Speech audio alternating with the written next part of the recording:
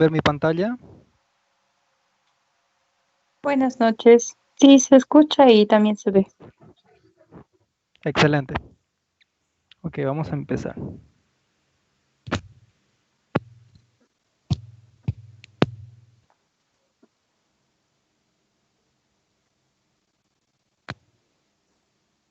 Un momento, I'm gonna stay here. Ya volví al internet.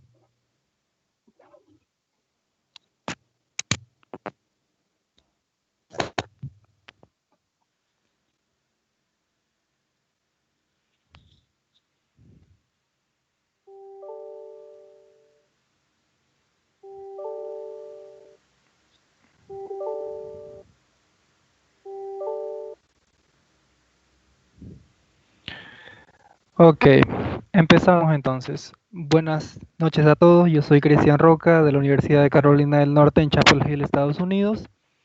Y en esta ocasión voy a dar la segunda parte de diseños de investigación cuantitativa. En esta parte vamos a tocar los diseños analíticos de investigación cuantitativa, explicando cada uno de ellos. Estos diseños que vamos a ver son los más frecuentes, los que más se utilizan y fácilmente cualquiera de ellos es publicable en una revista científica internacional. Pero lógicamente tiene que ser bien ejecutado. Durante el transcurso de la presentación, si tienen alguna pregunta, solo activan su micrófono y la hacen. No tengan ningún miedo de interrumpir. Y bueno, igual cualquier duda que tengan y desean hacerme la pregunta después, pueden hacerlo a sus autoridades de Abolsen o contactarme también a mí, no hay ningún problema.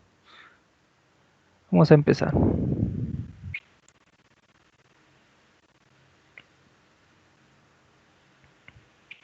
Ok, anteriormente habíamos visto los diseños de investigación cuantitativo, la primera parte, vimos los reportes de casos, la serie de casos y vimos los estudios transversales descriptivos. Ahora vamos a ver una segunda parte, los estudios transversales analíticos, los casos y controles, las cohortes o los estudios observacionales y los ensayos clínicos. Estos de aquí generan mucha más evidencia, ¿ya? Son menos en cantidad, pero son mucho mejor en calidad.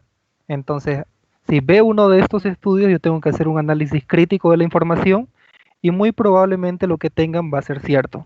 Pero de todas maneras, siempre debo hacer un análisis crítico antes de dar una opinión o tomar una acción con mis pacientes. Vamos a empezar. A ver, vamos a ver estos 4 diseños. No es que sean los únicos, ¿ya? Transversal, controles, cohorte, los ensayos clínicos. Hay muchos más. Hay estudios pre-post que son los cuasi experimentales, hay ex post facto, hay estudios ecológicos, hay un montón. Pero en esta ocasión vamos a ver los 4 más importantes, los 4 que mínimamente deberían saber. Primero, el estudio transversal, aquí está la definición de cada uno de ellos, explicado de la manera más simple que se pueda. Se le llama la foto del momento al transversal, estudia las características de una sola población, una sola vez, y no conozco la condición de interés, es decir, el desenlace, la enfermedad de la población, no es conocida, recién voy a conocerla al momento de hacer este estudio. Los casos y controles es cuando estudio los factores asociados o las causas de una condición de interés y yo incluyo a mis participantes una sola vez, pero yo sí conozco la condición de interés. Es decir, yo sí conozco quién está enfermo y quién está sano. A mi paciente enfermo o a mi grupo enfermo le voy a llamar caso y luego a los sanos le voy a llamar controles. ¿Ya? Y luego de eso voy a ver a qué estuvieron expuestos para llegar a adquirir esa enfermedad. Eso es un casos y controles.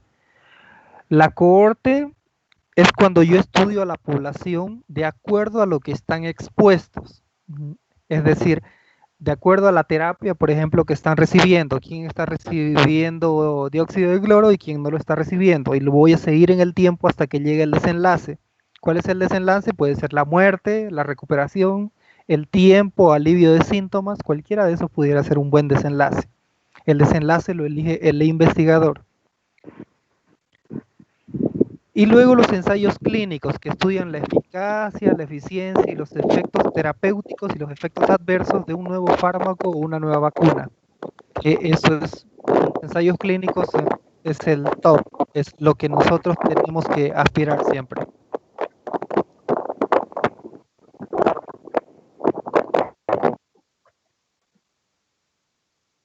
Ok. Vamos a ir viendo cada uno de ellos a detalle. Primero que nada, para que aclaremos un poco lo de la exposición y la condición de interés o desenlace, en todos los estudios analíticos siempre vamos a tener dos, ya la condición de exposición y la condición de interés o desenlace. ¿Ya? La condición de exposición en bioestadística ustedes lo veían como variable X y el desenlace lo veían como variable Y. Aquí lo vamos a ver en forma de investigación, es lo mismo pero viéndolo desde otro ángulo. En investigación, la condición de exposición es lo que ocasiona el desenlace, ¿ya? Es decir, obesidad, por ejemplo, obesidad y diabetes. La condición de exposición sería obesidad, el hecho de tener o no tener obesidad. Y el desenlace sería diabetes, tener o no tener diabetes. ¿Por qué? Porque vamos a decir que la exposición, es decir, la obesidad, va a ocasionar la diabetes, va a producir que la persona tenga diabetes. ¿Ya? No es que la diabetes vaya a producir obesidad, no. Eso tenemos que tener muy en claro siempre de qué estamos hablando, de cómo lo estamos perfilando en nuestro estudio, cuál es nuestro desenlace de interés. ¿Ya? Aquí vamos a ver unos pequeños ejemplos para que lo tengan bien en claro. Entonces, por ejemplo, ¿cuál sería más lógico que sea la condición de exposición? Vivir con alguien que tiene tuberculosis va a producir que yo tenga tuberculosis, o el hecho que yo tenga tuberculosis va a hacer que viva con alguien que tiene tuberculosis. ¿Cuál es más lógico? Vivir con alguien que tiene tuberculosis.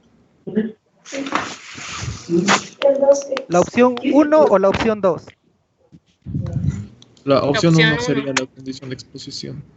Perfecto, excelente. La opción 1, ¿verdad? El hecho de que yo viva con alguien que tiene tuberculosis aumenta las probabilidades de que yo llegue a tener tuberculosis, ¿verdad? Muy bien, excelente. ¿Ya? Pero el hecho que yo tenga tuberculosis no aumenta la probabilidad de que viva con gente que tiene tuberculosis. De repente vivo solo, de repente tengo los cuidados adecuados y nadie se contagia. Entonces no debería haber problemas. A ver, veámoslo con el siguiente ejemplo. Opción 1, el hecho de que una mujer tenga VIH durante su embarazo aumenta la probabilidad de que su niño nazca prematuro, o el hecho de que su niño nazca prematuro aumenta la probabilidad de que le dé VIH durante su siguiente embarazo. ¿Cuál sería más lógico? La primera opción. Perfecto, ¿verdad? Súper fácil. La primera opción. Si la madre tiene VIH durante el embarazo, tiene una gran probabilidad de que su niño nazca prematuro. Eso va a producir que su niño nazca prematuro. Pero el hecho de que tenga un niño prematuro no tiene nada que ver con que le dé o no le dé VIH. Ya, eso es términos de protección. Entonces, aquí se los estoy dando con los ejemplos más simples. En la vida real, en la ciencia, ya cuando estén haciendo sus investigaciones, ustedes piénsenlo de esta manera. ¿Cuál es el desenlace de interés? ¿Qué es lo que estoy buscando? ¿Cuál es el resultado de mi investigación? Y de acuerdo a eso voy a ver qué cosa pudo haber producido ese desenlace. Y ese factor que pudo haber producido el desenlace se va a llamar exposición.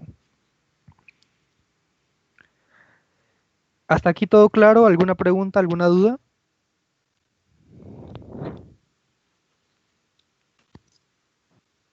Ok. Bueno, vamos a ir viendo los diseños uno a uno. Tengan esto en mente, ¿ya? El estudio transversal, aquí está su definición también. Enrolamos a los participantes una sola vez y no conocemos la condición de interés, no conocemos el desenlace. ¿Cuál es la característica? ¿Por qué se llama foto del momento? Porque tanto la exposición, el factor de exposición, como el desenlace se miden al mismo tiempo. En un mismo periodo de tiempo se miden los dos. Yo no conozco la exposición primero o el desenlace primero, sino que los conozco a los dos de manera independiente en un mismo periodo de tiempo. Les pongo un ejemplo. Imagínense que ustedes están yendo a un hospital y quieren, a las personas que le toman la muestra, quieren ver si tienen obesidad también, que le toman la muestra para ver si tienen hiperglicemia. Ustedes quieren ver la relación entre obesidad e hiperglicemia. ¿Ya? Entonces, ¿cuál sería más lógico? ¿Que la hiperglicemia cause obesidad o que la obesidad cause hiperglicemia? Bueno, de hecho depende de la enfermedad en ese caso. Pero, ¿cómo sería el estudio? ¿Cómo sería el diseño del estudio? Tendríamos que ir y al mismo tiempo, mientras le están tomando la muestra de sangre o justo antes de tomarle la muestra de sangre, tendríamos que hacerle un cuestionario donde le vamos a preguntar su edad, su peso, su talla y todas las variables que necesitamos. Con el peso y la talla voy a medir IMC, el índice de masa corporal que voy a utilizar para medir obesidad. Con eso voy a tener ya mi condición de exposición, de repente obesidad. Y luego el desenlace lo voy a medir al mismo tiempo en el laboratorio con la muestra que le estoy tomando. Entonces ambos se están midiendo en el mismo periodo de tiempo, en el mismo día, en el mismo momento de repente. Por eso sería un estudio transversal. Voy a ver a solo ese participante una sola vez. Voy a medir obesidad y sus valores de glicemia una sola vez y no lo voy a volver a ver más a ese participante. Ese es un estudio transversal. En estos estudios transversales lo que medimos como análisis estadístico más avanzado, por así decirlo, sería el PR, que es la razón de prevalencia, se llama. Los estudios transversales se utilizan para medir prevalencias y en el estudio transversal analítico se utiliza para ver la razón de prevalencias,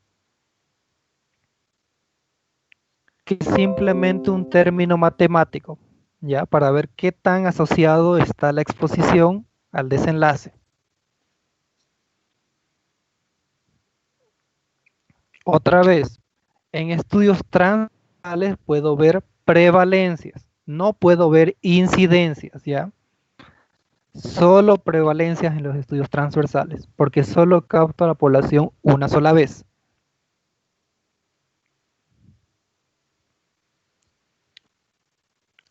Existe una pequeña excepción a esa regla que es en el caso de las enfermedades congénitas, que luego lo voy a explicar.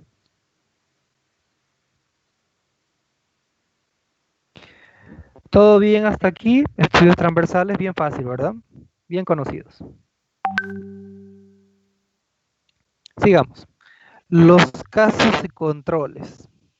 Ahora, los casos y controles son bien especiales. ¿Por qué? Porque aquí yo, si bien incluyo a los participantes una sola vez también, pero aquí yo sí conozco la condición de interés, ¿ya?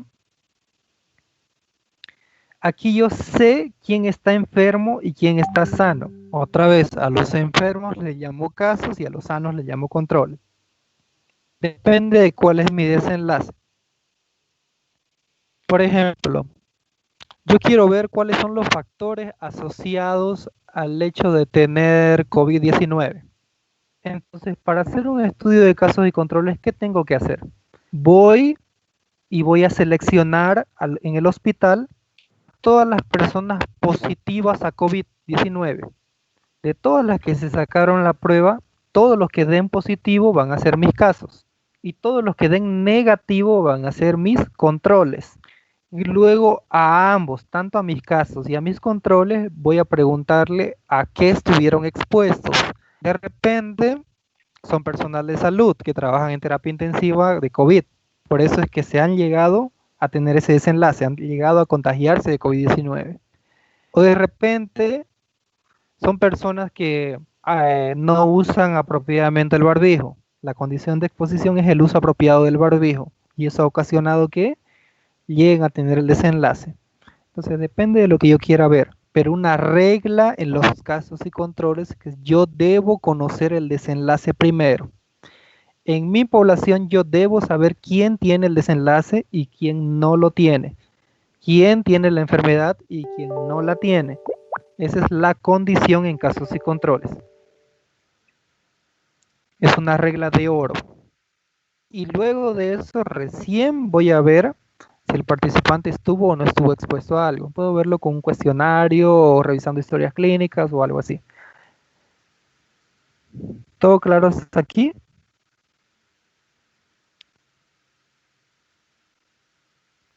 Sí, todo bien. Genial. Ahora vamos a ver los dos más difíciles. Primero la cohorte, que es el estudio longitudinal, el estudio a través del tiempo, también se le llama. Entonces, este es un estudio observacional porque yo no toco al participante, no le doy ninguna tableta, ningún tratamiento, ningún nada, solo los observo a través del tiempo hasta que ellos llegan a tener la condición de interés, es decir, el desenlace. Por ejemplo, yo quiero ver la efectividad de la metformina como tratamiento para pacientes con hiperglicemia. Hiperglicemia, hipercolesterolemia, también triglicéridos aumentados. Y bueno, yo digo que la metformina le va a ayudar con todo, por alguna razón. Entonces, ¿qué es lo que hago? Voy a agarrar un grupo de personas que que están bajo el tratamiento con metformina y otro grupo de personas que no están bajo el tratamiento con metformina. Ambos tienen la misma enfermedad, pero uno de ellos está expuesto a la metformina y otro no está expuesto a la metformina. Y luego los voy a seguir en el tiempo, varios periodos de tiempo, de repente le voy a hacer un seguimiento semanal o mensual hasta que llegan a tener el desenlace. ¿Y cuál va a ser el desenlace? De repente el desenlace es tiempo hasta la normalización de su hiperglicemia, hipercolesterolemia y normalización de los valores de triglicéridos. De repente ese es mi desenlace de interés. A ambos les doy dieta, una dieta apropiada, pero a un grupo le voy a dar metformina y al otro solamente la dieta. Y los voy a seguir en varios periodos de tiempo hasta que llegan a tener el desenlace. Es decir, hasta que llegan ya sea a curarse o a tener normalización de sus valores en sangre. Ese es el estudio longitudinal, donde yo no toco a los participantes. Solamente les tomo una muestra de sangre o un cuestionario en varios periodos de tiempo hasta que llegan a tener el desenlace. Esa es la cohorte. Y los grupos que voy a comparar son los que están expuestos versus los que no están expuestos. ¿Alguna duda de aquí?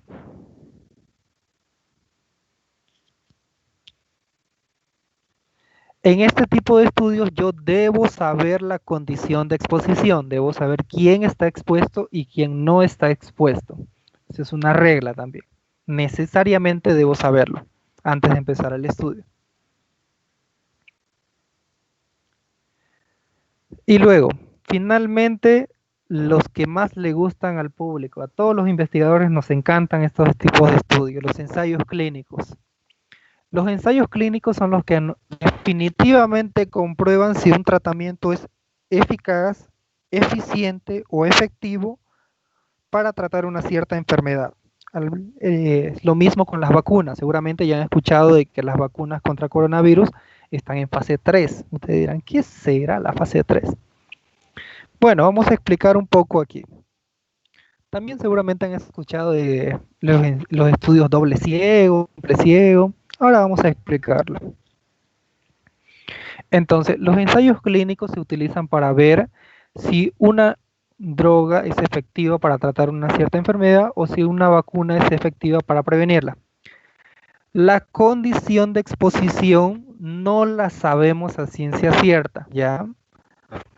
Es decir, nuestra exposición sería, en el caso de ver un nuevo fármaco, aquellos que reciben el nuevo fármaco, pero va a haber otro grupo de personas que no va a recibir el nuevo fármaco. Por el contrario, va a recibir algo que se le llama placebo.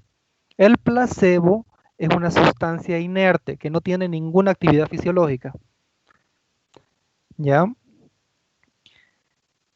Y luego los vamos a seguir en el tiempo hasta que llegan a adquirir el desenlace, es decir, hasta que sanan de la enfermedad o hasta un cierto tiempo donde acaba el ensayo clínico y vemos si se han infectado o no en el caso de las vacunas. Ahora, ¿qué es el simple ciego? El simple ciego es cuando los participantes no saben a qué grupo pertenecen, no saben si están en el grupo que recibe el nuevo tratamiento o la vacuna, o si están en el grupo que recibe placebo. Ellos no saben eso. Ellos dicen, ya bueno, pónganme lo que sea, pero estoy participando en el ensayo clínico. Ese es el simple ciego, cuando el participante no sabe lo que está tomando o lo que le están administrando. El doble ciego es cuando el participante no sabe lo que le están administrando y tampoco el personal de salud ni el médico no sabe qué cosa le está dando a su paciente, si le está dando el nuevo fármaco o vacuna o si le está dando un placebo. El médico tampoco lo sabe, ese es el doble ciego. El participante no sabe y el médico no lo sabe.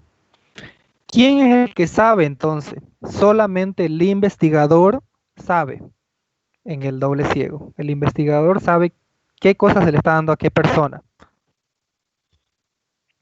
Y bueno, finalmente el triple ciego. El triple ciego es cuando el participante no sabe lo que está tomando, el médico no sabe lo que le está dando al paciente y el investigador tampoco sabe quién está tomando qué cosa.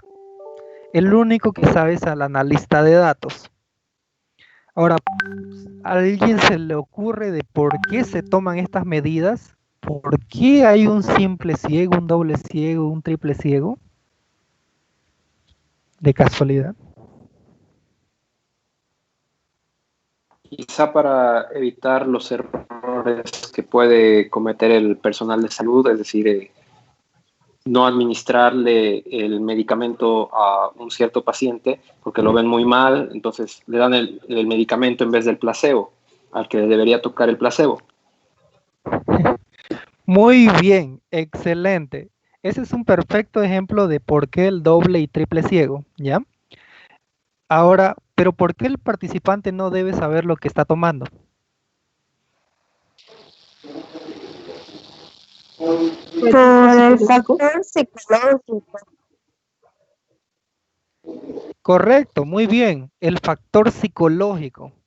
¿Qué es lo que pasa? Si yo sé que estoy tomando el nuevo medicamento, pues en mi mente yo voy a suponer de que va a hacer efecto y de pronto voy a empezar a sentirme mejor, según yo. Pero si yo sé que estoy tomando placebo, algo que no va a funcionar de ninguna manera, entonces yo voy a empezar a sentirme peor, pero es un efecto psicológico. La manera de controlar el efecto psicológico en los ensayos clínicos es aplicando los ciegos. Con el simple ciego controlamos el efecto psicológico, con el doble ciego controlamos los posibles errores del personal de salud debido a que tienen corazón y pudieran sentir pena por los participantes y cambiarles de terapia sin consultar al investigador. Y el triple ciego es cuando el investigador está muy involucrado con los pacientes y también puede verse afectado el estudio de esa manera, puede también cambiar terapias. El triple ciego es muy raro, casi nunca es necesario. Usualmente con el doble ciego es suficiente, pero hay casos donde se ha tenido que aplicar un triple ciego. Los ensayos clínicos doble ciego son los que mayor rigor científico tienen, ¿ya? Son altamente reconocidos. Si sale un ensayo clínico probando, por ejemplo, ivermectina para tratamiento de coronavirus, y en el ensayo clínico de doble ciego nos demuestra que funciona, entonces definitivamente funciona. No hay nadie que diga lo contrario. ¿ya? Porque el rigor que se le pone, el rigor metodológico que se pone para hacer un doble ciego es mucho, es bastante. Pero ahora veamos. Muchas personas han dicho, ya bueno, pero he visto ensayos clínicos que han salido ya de ciertos medicamentos, y ¿por qué no podemos usarlo? A ver, ¿por qué no podemos usar la vacuna si ya está en fase 3? ¿Qué cosas son las fases? Entonces, los ensayos clínicos empiezan con los ensayos preclínicos, se llaman, que son los ensayos in vitro y los ensayos en animales, ¿ya? Los ensayos in vitro y los ensayos en animales solamente prueban de que si de verdad ese medicamento disminuye la carga del microorganismo en una caja Petri en el laboratorio o en los animales. Si es que puede tolerarlo y no matar a los animales, entonces probablemente pueda servir para humanos. Así empieza. Así empezó ivermectina también en COVID. El estudio de los australianos fue un estudio preclínico, un estudio in vitro. Luego de que pasan los preclínicos, vienen los estudios en humanos. Los estudios en humanos pueden ser 4 fases: fase 1, fase 2, fase 3, fase 4. Los ensayos clínicos de fase 1 se utilizan para probar cuán seguro es el nuevo tratamiento para los humanos. Se prueba en un grupo reducido de personas con la enfermedad en etapa leve. Por ejemplo, en 45 personas, 50 personas, dependiendo de lo que salga en su cálculo de tamaño de muestra. Eso es tanto para nuevos medicamentos como para vacunas. El ensayo clínico fase 2 se prueba en un mayor grupo de personas para mostrar una eficacia parcial. Es decir, se prueba en un grupo de 100 personas, 150 personas aproximadamente, 200 personas, donde yo voy a ver si de manera segura, con efectos adversos controlados, este nuevo medicamento logra reducir la carga de microorganismos. Por ejemplo, si fuera COVID, si logra reducir la carga viral, si logra reducir los síntomas y cuán graves son los efectos adversos en la población. Luego vienen los ensayos clínicos fase 3. Una vez que un medicamento ha vencido el fase 1, pasa al fase 2. Cuando vence el fase 2, pasa al fase 3. Y en el fase 3 se prueba con miles de participantes. 20.000, 30.000 participantes fácilmente. Entonces, obviamente depende del cálculo de tamaño de muestra, pero se prueba con miles de personas de diferentes localidades, a veces de diferentes lugares geográficos, para mostrar la eficacia neta y cuán durable es el tratamiento. Es decir, si de verdad elimina por completo la enfermedad o la elimina de manera parcial. O en el caso de las vacunas, ¿por cuánto tiempo nos da protección la vacuna? Para eso es el ensayo clínico de fase 3. Luego de la fase 3 se lo manda a la FDA, este nuevo tratamiento o esta nueva vacuna, para que sea aprobada. Y luego, mientras sale la aprobación, se empieza con el ensayo clínico fase 4, donde probamos si es efectivo, si igual sigue teniendo pocos efectos adversos a través de diferentes poblaciones en el mundo. Entonces se prueba en diferentes poblaciones de varios países, un estudio de miles de personas, para probar si la raza es un factor que afecta la efectividad del tratamiento o de la vacuna, la raza, la edad, el género, o si afecta la aparición de efectos adversos también. Ese es un ensayo de fase 4. Basta con que tenga aprobación FDA como para que ya sea comercializado el nuevo medicamento o la nueva vacuna. ¿Alguna duda hasta aquí? Una consulta que si en la fase 3 es aprobado y se envía a la FDA, entonces ya ese medicamento puede ser comercializado dentro de ese país. Correcto, ya puede ser comercializado dentro del país. Una vez la FDA lo aprueba, ya tiene comercialización. Entonces, la fase 4 es para ver todos los últimos detalles respecto a ese nuevo tratamiento o nueva vacuna. La fase 4 es una una fase más bien para seguridad, para que estemos totalmente seguros de cuáles son todas las implicancias de ese nuevo producto.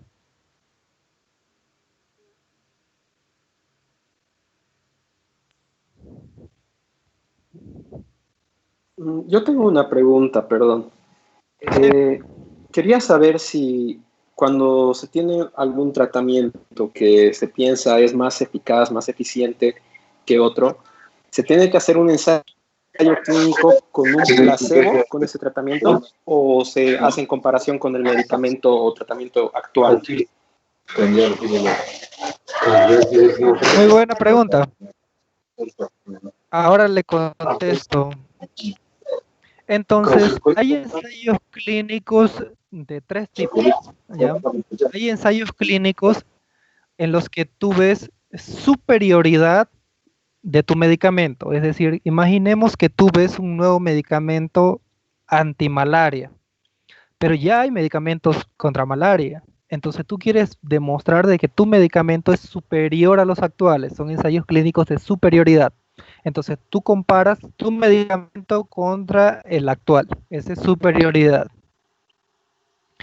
Hay otro que es ensayos clínicos de eficiencia, donde no solo ves que tu medicamento es igual de bueno que los que ya están de libre venta, sino que es más barato.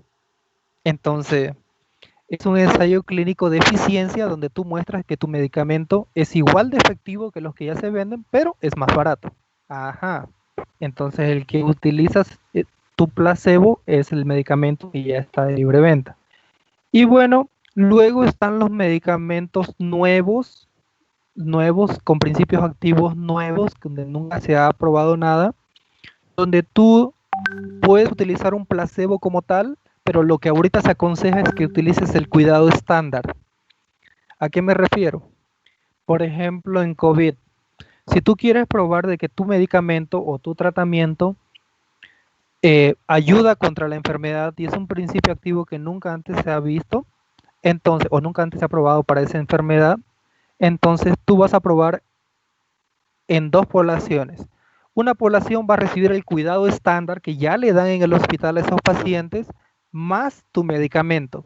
Y vas a compararlo con un grupo control que va a recibir solo el tratamiento estándar sin tu medicamento. Entonces el tratamiento estándar, por ejemplo, en COVID-19 incluye administración de oxígeno, que le ponen AINES, antitérmicos, diferentes cosas, ¿no? Entonces tú no puedes negarle ese tratamiento que lo sostiene vivo al paciente, ¿ya? Entonces tú, ¿qué es lo que haces? A ambos grupos tú le das el tratamiento estándar, pero a uno de los grupos tú le das tu tratamiento más el tratamiento estándar y lo comparas contra otro grupo de personas que solo recibe el tratamiento estándar. Así vas a demostrar la eficacia de tu medicamento.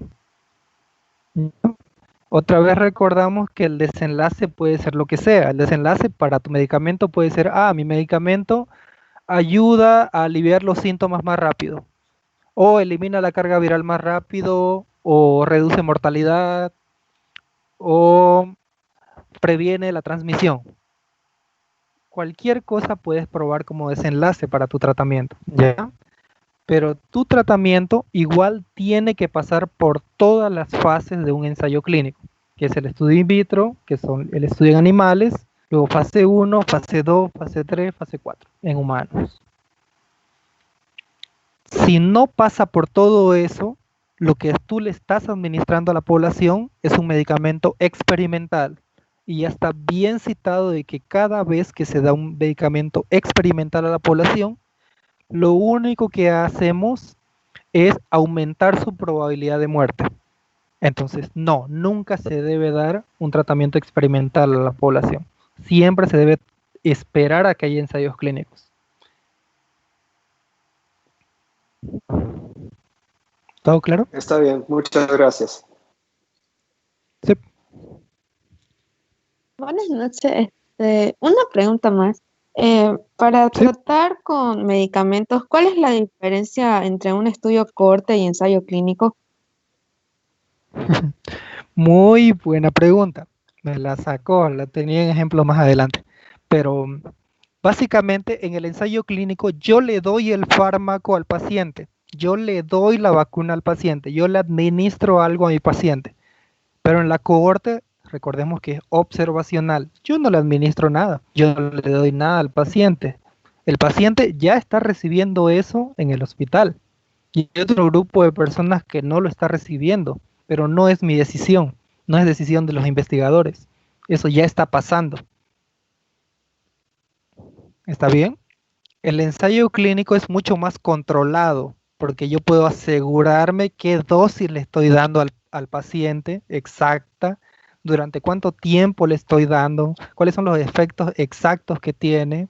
Entonces, pasa por un periodo de aleatorización también el ensayo clínico, donde homogeneizo a todos los participantes. Entonces, el ensayo clínico es un estudio mucho mejor que un estudio de cohorte. ¿Por qué? Porque lo tengo todo controlado. Es un ensayo controlado. Yo controlo casi todas las variables. Pero en la cohorte, como es observacional, todo lo que ya se le está dando al paciente, ya se le está dando, con o sin la investigación. Entonces lo único que hago es observar y anotar todo lo que se pueda. Si hay alguna variable que era de interés y no se está estudiando y no le están pidiendo ese análisis al paciente, no puedo hacer nada al respecto, ¿no? Porque es observacional. Muchas gracias, doctor. Okay. Pero a ver, veamos si todo se entendió súper bien. Veamos estos ejemplos. A ver, en el primero, algo súper simple, determinar la relación entre el uso de preservativos y VIH en trabajadoras sexuales de La Paz, Bolivia 2020. ¿Ya? En el primer caso, se hace en un centro de salud donde asisten las trabajadoras sexuales para sus controles de rutina. Se extrae la lista de 50 positivos a VIH y 50 negativas a VIH en el último año y luego se les da una llamada por teléfono a cada una de ellas y se les consulta sobre sus hábitos de uso de preservativos. ¿Qué cosa es esto? Hasta ahí. ¿Es transversal? ¿Es un caso de controles? ¿Una cohorte o un ensayo clínico? Es casos y controles. Excelente. Es casos y controles. ¿Por qué?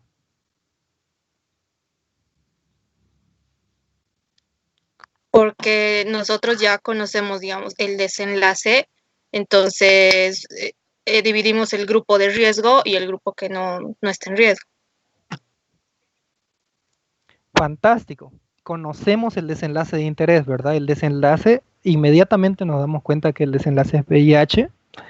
Entonces vemos y dividimos 50 casos, 50 positivos y 50 controles, es decir, 50 personas que no tienen la enfermedad.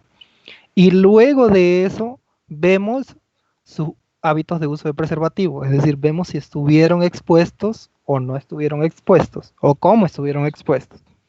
Es decir, un casos y controles. Excelente. Pero a ver, veamos el mismo trabajo de investigación, pero haciéndolo de otra manera.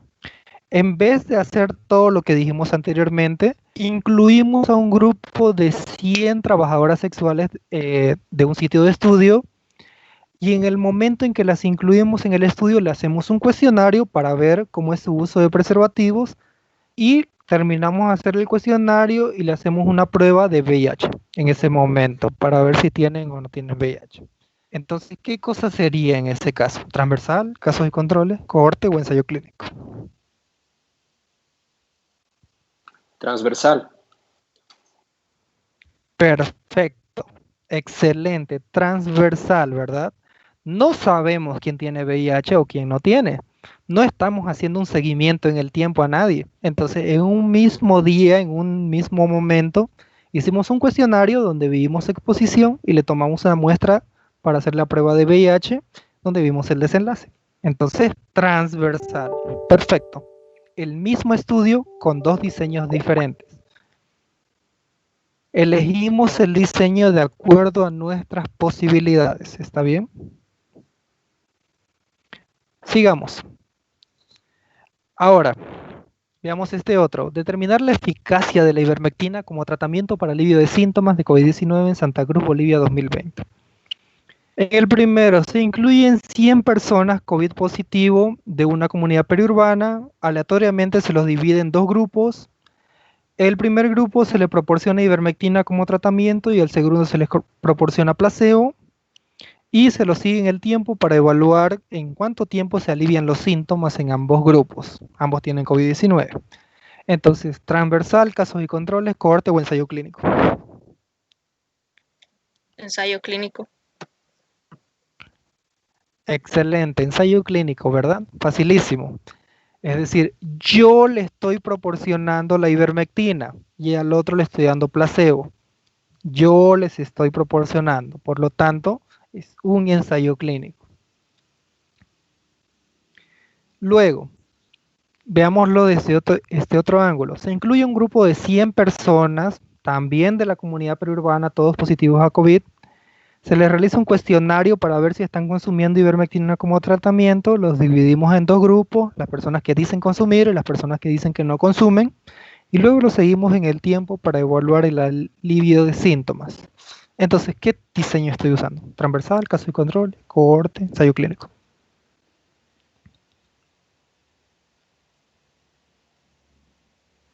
Cohorte. Es una cohorte, ¿verdad? Porque yo no le estoy dando la ivermectina. La ivermectina ya la están consumiendo algún grupo de personas y otro grupo no la está consumiendo. No le estoy dando nada. Solo le estoy preguntando quién consume y quién no consume para separarla en dos grupos. Pero yo no les estoy dando nada. Entonces es una cohorte. Excelente. Súper bien, súper fácil, ¿verdad? No sé si tienen alguna duda, pregunta, sugerencia, comentario.